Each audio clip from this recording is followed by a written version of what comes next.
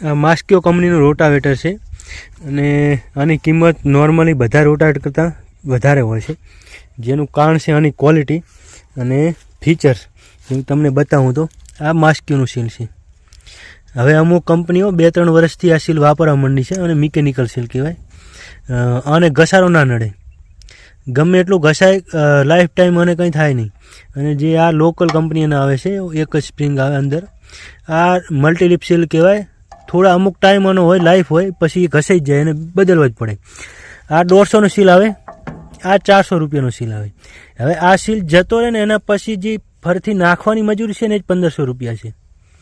એટલે તમે ગણી લો કેટલો ખર્ચો આવે. હવે બીજો ફરક છે બ્લેડનો. આ બ્લેડ જુઓ તમે, બરાબર અહીંયાથી વળી ગયેલી છે અને બહાર પડતી છે, અને અહીંયા જેનો જે ભાગ છે એ ટૂંકો છે, જ્યારે અહીંયા ભાગ છે મોટો છે, જેના કારણે જ્યારે બ્લેડ જમીનમાં જાય ત્યારે અહીંયાથી અંદર જાય અને છેલ્લે આ ભાગ અંદર પહેરે, જેનાથી ટ્રેક્ટરને એક હાથે આખી બ્લેડનો લોડ ના પડે. અને જ્યારે આ લોકલ બ્લેડ છે અહીંયા ને અહીંયા જાડાઈ છે, એમ આખી એક હાથે જમીનમાં પહેરે.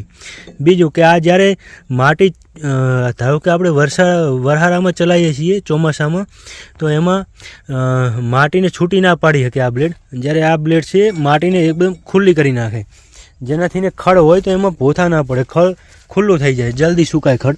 અને આ જો આ 125 કલાક ચાલેલું છે, 2 આગળ બ્લેડ છે.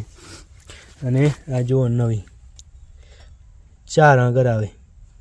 125 કલાક ચાલ્યું ત્યારે હવે 50% બ્લેડો થઈ ગઈ. અને હરેકમાં કંઈક નવી જ સિસ્ટમ હોય. આ તમારે ક્યાંય પાનું ગોતવા જવાની જરૂર નહીં, ડાયરેક્ટ તમે ટાઈટ કરી શકો.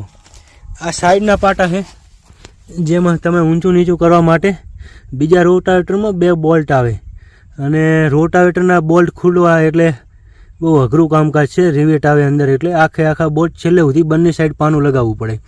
જ્યારે આમાં એક જ સાઈડ ખાલી આ બોલ્ટ જ ભમેડવાનું, અંદર આ પતરામાં અંદર બોલ્ટ લોક થયેલો હોય, એટલે આ એક જ સાઈડ 19 નંબરનું પાનું લઈ ઘુમાવવાનું અને સીધું જેટલું જોઈએ એટલું એડજસ્ટ થાય. પહેલાંમાં તો 2-3 પોઈન્ટ જ હોય, અહીંયા તમારે જેટલું એડજસ્ટ કરવું હોય એટલું થઈ શકે, જેવી તમારી જરૂરિયાત. અને બીજું કે આમાં કંપની, બીજા બધી કંપનીઓ 2 ચક્કર આવે છે, જ્યારે આમાં 4 ચક્કર આપે છે કંપની, જેમાં 15-18 અને 16-17. તમારે મોટા ભાગના આપણે અત્યારે ગુજરાતમાં જે ટ્રેક્ટર છે એમાં એક જ 540 આવે છે, જેમાં બીજી કંપનીઓમાં 227 અને 201 એની આજુબાજુના બસ 2 જ ચક્કર મળે, જ્યારે આમાં બીજા એક 257 અને 178 આરપીએમ મળે છે. હવે 178 છે મેસી, અને જે સોનાલિકા છે એમાં હાઈ આરપીએમ આવે છે બિલકુલ. જે પીટીઓ છે બહુ ઝડપી ભમે, એમાં બીજા રોટાવેટરમાં લોડ પડે એમાં ટ્રેક્ટરને, અને ડીઝલ થોડુંક વધારે લે, બરાબર. જ્યારે આમાં ઓછા ડીઝલમાં સેમ કટિંગ કરશે, ઓછા આરપીએમનું તમને આમાં સેટિંગ મળી જાય. અમુક ટ્રેક્ટર એવા છે જેમાં મારે એક અનુભવ થયેલો, જે સ્વરાજ 742 છે એમાં લો ત્રીજામાં કટિંગ નથી મળતું, કારણ કે લો ત્રીજાની રનિંગ બહુ ફાસ્ટ છે, બરાબર. તો એમાં 227 આરપીએમ કરો છતાં તમને કટિંગ નથી મળતું. તો એમાં સ્પેશિયલ કંપની 257નું ગેર એ ટ્રેક્ટરમાં કામ લાગી જાય છે, જેમાં તમે લો ત્રીજામાં લો બીજા જેટલું કટિંગ કરી શકો. અને કંપની આ સાઈડે ઓઇલ આપે છે. ઘણી કંપનીઓ હજુ સુધી ગ્રીસ આપે છે, ઘણી કંપનીઓ હવે ચેન્જ કર્યું કે જેમાં ઓઇલ આપવા માંડ્યા. માસ્કિયો શરૂઆતથી જ ઓઇલ આપે છે, અને જે બી કંપનીઓ નવી વસ્તુ લાવે છે એ માસ્કિયો પાસેથી શીખીને જ લાવે છે. બરાબર, આપકો વાइब्रेशन टेस्ट करके दिखाएंगे.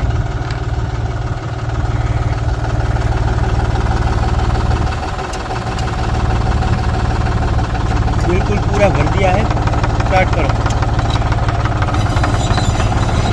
फुल आरपीएम आ भी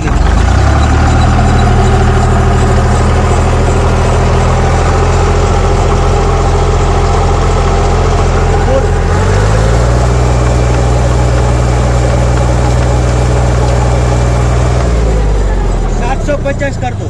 अभी ये 540 आरपीएम था, अभी 750 करेंगे. इससे और तेज जो है सांप को घुमाएंगे.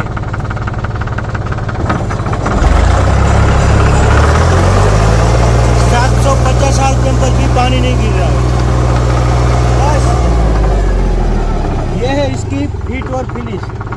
कितना भी तेज चलाओ पानी की बूंद नहीं गिरेगी. इतना रोड वाइब्रेशन फ्री है ट्रैक्टर।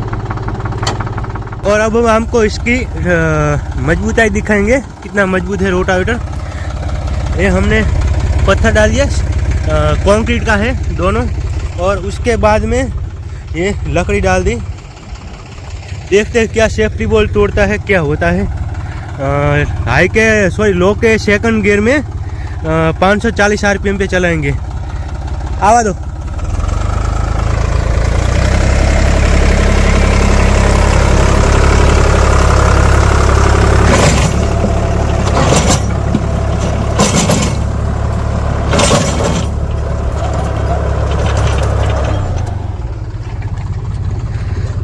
लकड़ी को छील दिया और इसको भी छील दिया, और जो पत्थर है पूरा तोड़ दिया।